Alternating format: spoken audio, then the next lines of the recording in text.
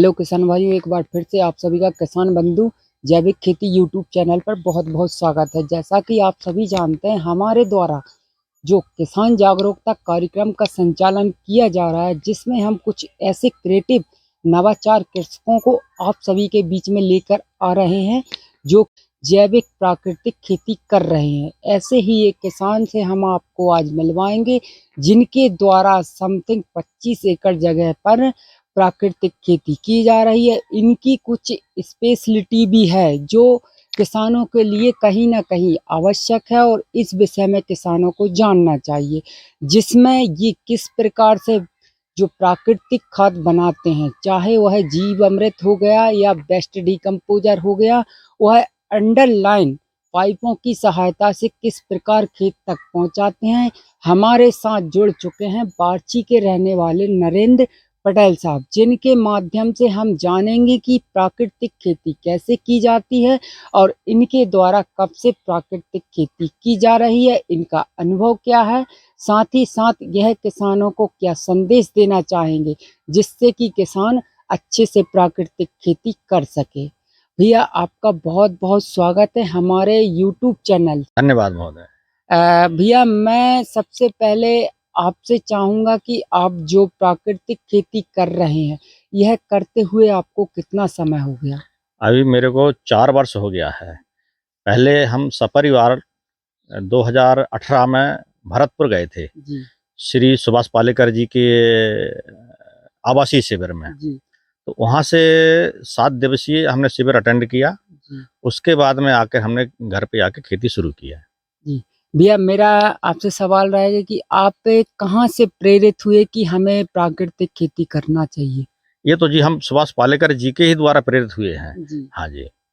और भैया, मेरा आपसे अगला सवाल रहेगा कि आप अपने अनुभव के विषय में बताएं कि आपने जब से प्राकृतिक खेती चालू की है, जी जी। उसके बाद आपका अनुभव जो खाद से संबंधित हो गया या फिर एक गाय से जो प्राकृतिक खेती की जाती है, उसमें कहीं ना कहीं कुछ अंतर? नहीं जी, इसमें तो बहुत ही अंतर है। मेरा जो उत्पादन है करीब करीब 2 गुना हो गया है जी। जैसा पहले मैं करता था। जी मेरे खेतों की मिट्टी की क्वालिटी बदल गई है। जी मेरे खेतों में केंचुआ रहने लगे हैं। मैं ज़मीन में कोई पेस्टिसाइड नहीं डालता। जी जीवामृत और डिकम्पोजर की बदौलत मेरी खेती गुणवत्ता में सुधार हुआ है, जी जिससे कि मेरी खेती मट्टी भुरभुरी हो गई है जी और उत्पादन भी बहुत ज़्यादा हो गया है। और यूरिया की मात्रा मेरी करीब करीब 25% पे आ गई है। जी कुछ जगह में मैं करीब 5 एकड़ में तो शुद्ध प्राकृतिक खेती करता हूँ। बाकी में मैं अर्ध अर्ध प्राकृतिक ये समझिए कि आधा जैविक और आधी रासायनिक मिक्स खेती करता हूँ। जी। तो भैया, जैसे आपने यूरिया के विषय में बताया कि हमें यूरिया की उतनी आवश्यकता नहीं पड़ती, जो अर्ध आप प्राकृतिक और रासायनिक खेती करते हैं, तो उसके लिए आप किस चीज, हरी खाद या कुछ वगैरह हाँ जी, इसका? मैं बरसात के पहले गर्मियों में जनरली मूँग ना बहुत कम बोता हूँ और उस समय मैं उसमें सन बो देता हूँ जी और उसको उसी मिट्टी में मिला के उसके ऊपर मैं धान लगाता हूँ। जी।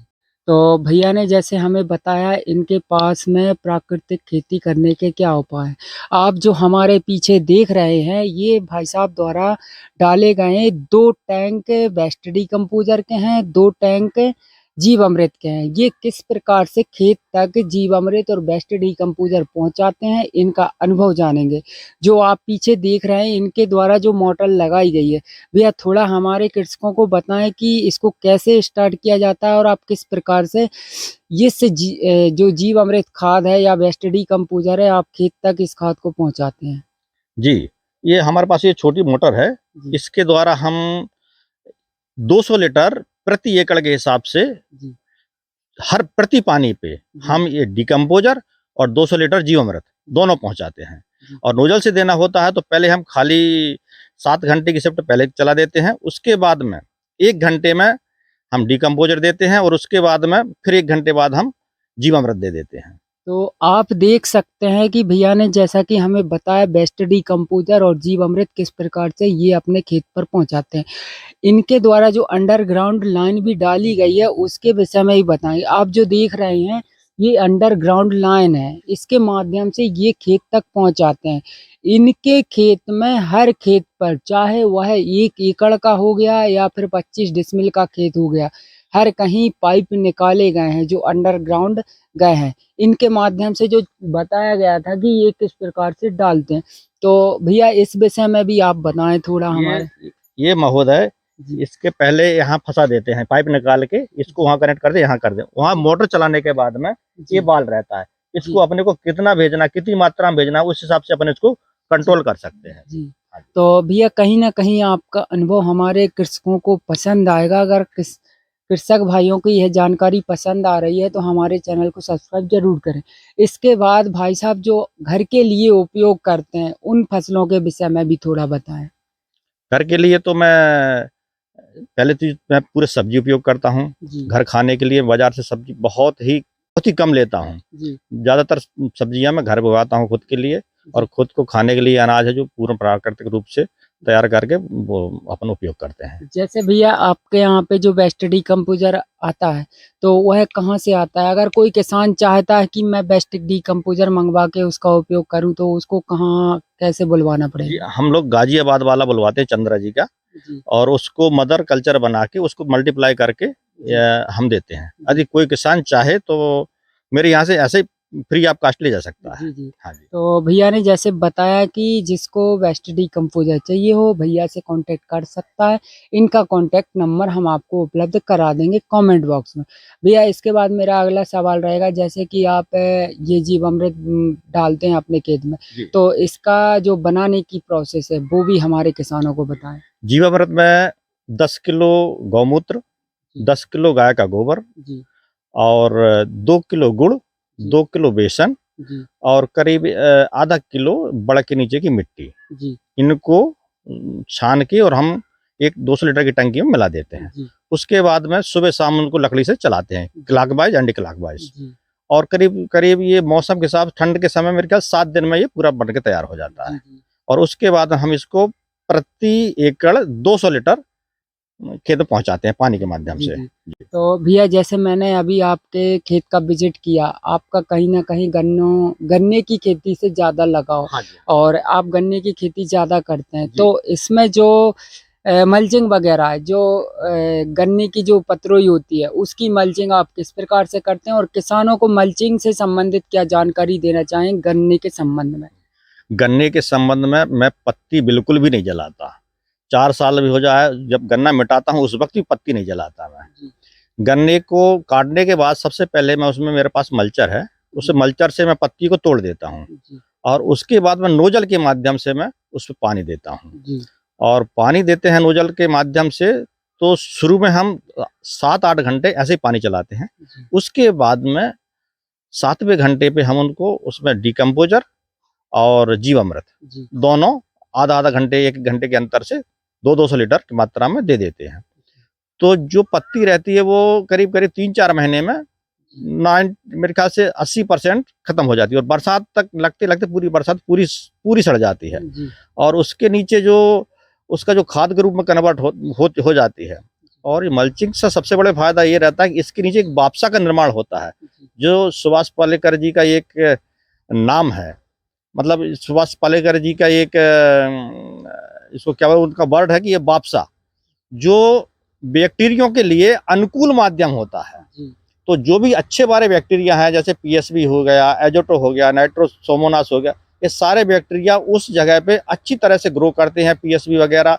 और जो अपना जो खाद है जो कि अनुपलब्ध मात्रा में उसमें पड़ा है, जिसको पौधे नहीं ले पाए, जी तो उसको ये घुलनशील करके पौधों को खाने योग्य, पौधों को मतलब लेने योग्य बना देते हैं। हाँ जी। तो जैसा कि आपने देखा भैया ने हमें एक महत्वपूर्ण जानकारी दी। ये वीडियो किसानों के बीच में आप ज़रूर फैलाएं, जिससे कि किसानों को इस महत्वपूर्ण जानकारी के विषय में पता चल सके। इसके बाद हम आगे भाई साहब से बात करेंगे कि भैया जैसे आपको करते हुए समथिंग 4 साल हो गए, जी। तो आपका जो भी अनुभव है, जो इस संबंध में भी आप अपना अनुभव किसानों को देना चाहे वह सुभाष पालेकर जी की प्राकृतिक खेती से संबंधित हो गया या आपके अनुभव से संबंधित हो गया, वह कुछ थोड़ा बहुत ही सही हमारे किसानों के बीच में लेकर आए। देखिए, हो सके तो सुभाष पालेकर जी का एक शिविर ज़रूर अटेंड करें, पहली बात तो ये है।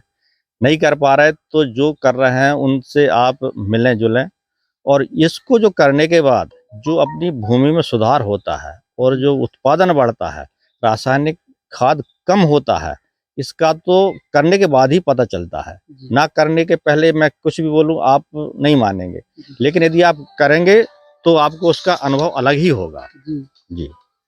तो जैसा कि भैया ने हमें बताया इनका अनुभव और जानकारी आगे भी हम ऐसे किसानों से आपको मिलवाते रहेंगे। हमारा चैनल सब्सक्राइब ज़रूर करें। इसके बाद मैं आपसे एक और सवाल पूछूँगा कि जैसे भैया आपके पास में ये धान का जो पुलाव मैंने देखा, तो ये काफ़ी मात्रा में अधिक है, तो आप इसका क्या उपयोग करेंगे? इसको मैं बेस्ट डिकम्पोज़र से डिकम्पोज़ करके, इसको खाद के रूप में कन्वर्ट करके फिर से खेतों में पहुँचा देता हूँ। मैं खेत में कभी भी किसी भी प्रकार के खेत में कभी आग नहीं लगाता। जी, सारा मटेरियल अन्न के निकाल के जी, पूरा वहीं की वहीं वापस कर देता हूँ, खाद जी, के रूप में। जी, जी। जी। तो भैया जैसे आपके मैंने अंडरग्राउंड हो गया, बेस्ट डिकम्पोज़र हो गया और इसके बाद आपका जो जीवामृत हो गया, तो जी। थोड़ा आप हमें ये भी बताएँ कि इसमें विभागीय रूप से आपको क्या सहायता है? क्या किसानों को विभाग से जुड़ना अति आवश्यक है? और विभाग से संबंधित जानकारी भी हम लेकर आएँगे कि विभाग से आखिर किसानों को क्यों जुड़ना चाहिए? आप बड़े तौर पे प्राकृतिक खेती कर रहे हैं और आपका जो मैंने विज़िट किया, आपके खेतों पे जाके देखा, कहीं न कहीं प्राकृतिक खेती और जो केमिकल खेती से जो मिट्टी कठोर हो रही है, उसमें फ़र्क है। तो आप हमें ये बताएँ कि आखिर विभाग के माध्यम से आपको कुछ सपोर्ट मिले या नहीं मिले? देखिए, विभाग से तो जुड़ना अति आवश्यक है। जब तक विभाग से नहीं जुड़ेंगे तो हमको नई जानकारी, नए बीज, नए खाद, नए कल्चर ये हमको उपलब्ध कहाँ से होंगे? जी, विभाग से जुड़ना तो बहुत ज़रूरी है, सभी को जुड़ना चाहिए। जी, और विभाग से तो हम भी जुड़े हैं, जी, लेकिन अब ये कल्चर वगैरह तो हम पहले डालते थे जी, लेकिन जब से पालेकर जी का हमने शिविर अटेंड किया है, जी, तो जो जीवामृत है, ये तो ये समझिए जैसे बच्चे के लिए माँ का दूध होता है, जी, उसमें सारा कुछ सब कुछ उपलब्ध रहता है। जी, कैल्शियम रहेगा, विटामिन रहेगा, प्रोटीन रहेगा, कार्बोहाइड्रेट रहेगा, सब कुछ रहेगा। उसी प्रकार से भूमि के लिए जीवामृत जो है, वो दूध का काम करता है। जी, इसमें सारे प्रकार के अच्छे वाले बैक्टीरिया सभी पाए जाते हैं। जी, इसके बाद में ज़मीन को पोषण के लिए मेरे ख़्याल से किसी और अन्य चीज़ की ज़रूरत नहीं पड़ती। जी, यदि आप इसको पर्याप्त मात्रा में देते हैं, तो जी, आपकी ज़मीन कई गुना उपजाऊ हो जाएगी। जी। जी। तो जैसा हमें भैया ने बताया कि आखिर बेस्ट डिकम्पोज़र क्यों आवश्यक है और ऐसी ही और जानकारी हम आपके बीच में लेकर आते रहेंगे। ऐसे ही नवाचार कृषकों को हम आपको मिलवाते रहेंगे। तो भैया जाते-जाते मेरा आखिरी आपसे सवाल रहेगा, जैसे हमारे द्वारा जो किसान जागरूकता कार्यक्रम का संचालन किया जा रहा है, जी। जिसमें हम कुछ ऐसे क्रिएटिव किसानों को बीच में लेकर आ रहे हैं, जिससे कि जैसे आपका हो गया, आपकी जानकारी दूसरे किसान तक पहुँचे, दूसरे किसान की जानकारी आप तक जी, पहुँचे। जी। तो इस हमारे कार्यक्रम के संबंध में आप क्या कहेंगे? ये तो ये समझिए कि ये तो बहुत ही सराहनीय कार्यक्रम है, बहुत ही सराहनीय पहल है। ये तो अपनी प्राकृतिक खेती के लिए एक अमूल्य योगदान है जी। जी, हाँ जी, इसके माध्यम से जो लोग नहीं जानते उनके लिए ये सीखने का, नई कृषि करने का, और जिन लोगों से जिन लोगों को आप बताते हैं उनके पास आएँ, वो जाएँ और नई खेती सीखें। इसके लिए आपका बहुत-बहुत धन्यवाद। ये आपके लिए बहुत ही अनुकरणीय कार्यक्रम है ये आपका, और इसके लिए मैं क्या कहूँ, हृदय से धन्यवाद ही दे सकता हूँ। जी, भैया थैंक यू सो मच। इसके बाद मैं अपनी वाणी को विराम देते हुए आखिरी बात कहना चाहूँगा कि जिस किसान भाई को बेस्ट डिकम्पोज़र चाहिए, वो हमारे नरेंद्र पटेल साहब जो बार्ची के रहने वाले हैं, उनसे संपर्क कर सकते हैं। वह आपको किस प्रकार से मार्गदर्शन करेंगे, उनसे जानेंगे। मैं तो ये कहूँगा कि जो भी कृषक बंधु मेरे पास आना चाहें, जीवामृत की जानकारी लेना चाहें या डिकम्पोज़र उनको चाहिए, तो डिकम्पोज़र का मदर कल्चर मैं उनको फ्री ऑफ कॉस्ट हमेशा जब भी आएँ 24/7 दिन-रात जब जब चाहें तब आके मेरे से फ्री ऑफ कॉस्ट ले जा सकते हैं। और मैं उनको पूरे बनाने की तकनीकी, उसको उपयोग करने की तकनीकी सारी मैं सब कुछ बता दूँगा। जैसा कि मैंने देखा आपके द्वारा जो जीवामृत और बेस्ट डिकम्पोज़र खेतों तक पहुँचाई जाती है, तो आपकी जो सभी लाइन है वो अंडरग्राउंड गई हैं। जी। तो इससे आपको क्या-क्या फ़ायदे हैं? महोदय, इससे बहुत ही ज़्यादा फ़ायदे हैं। जैसे अगले खेत में हमको कोई फसल हमारी आ गई है जी, और इस तरफ के खेत में से हमको पानी देना है, जी, तो या इस उस अगले खेत में पानी देना है, इसकी फसल निकालना है, जी, तो इसमें पानी जहाँ लगाना है, पानी वहीं पहुँचता है। जैसे जी, बाद-दबाई अपन पाइप डाल के पानी लगाते हैं, जी, तो कुछ भी करते हैं, जब मोटर बंद होती है, तो पानी रिस जाता है, अपनी जी, बतर खराब होती है। जी, तो इसमें ये फ़ायदा है कि आपकी बतर खराब नहीं होगी, जहाँ पानी लगाएँगे वहीं पानी पहुँचेगा जी, और पानी का सदुपयोग होगा, ना पाइप खोलने की झंझट भी नहीं रहती, जी, दो रात में क्लैंप खोलने की झंझट भी नहीं रहती, जहाँ पानी लगाते हैं वहीं पानी गिरता है। और अपना जो जो अपन यहाँ से देते हैं, यहाँ से लिक्विड खाद भी दे देता हूँ मैं थोड़ा बहुत यदि जी, देना है तो, और डिकम्पोज़र वगैरह इसके माध्यम से अपनी बिल्कुल ख़ास सही जगह पे पहुँच जाते हैं। जी, जी। तो भैया ने जैसे कितनी खूबसूरती से इस पाइप को अंडरग्राउंड किया है, ये हमारे साथ आपने बात की, हमें बहुत अच्छा लगा। बड़ी खूबसूरती के साथ हमारे किसानों के लिए आप जानकारी लेकर आए हैं। इसके लिए आपका दिल से बहुत-बहुत धन्यवाद। धन्यवाद आपको भी, आपने मुझे इस काबिल समझा, इसके लिए आपका बहुत-बहुत शुक्रिया। थैंक यू सो मच भैया। तो जैसा कि भैया ने हमें बताया कि जो किसान जागरूक नहीं है और जिनको थोड़ी जानकारी का अभाव है और जो प्राकृतिक खेती करना चाहता है या प्राकृतिक खेती से संबंधित कोई भी जानकारी चाहता है, तो आप भैया से बात कर सकते हैं। इनका कॉन्टैक्ट नंबर हम कमेंट में उपलब्ध करा देंगे। हालाँकि ये किसान जागरूकता कार्यक्रम हमारा चलता रहेगा और भी ऐसे क्रिएटिव किसानों को हम लेकर आते रहेंगे। इसी के साथ हमारे चैनल को सब्सक्राइब करें, वीडियो को अधिक से अधिक शेयर करें जिससे कि अधिक किसानों के पास यह महत्वपूर्ण जानकारी पहुंचती रहे। इसी के साथ जय हिंद, जय भारत, जय किसान। मिलते हैं अगले वीडियो के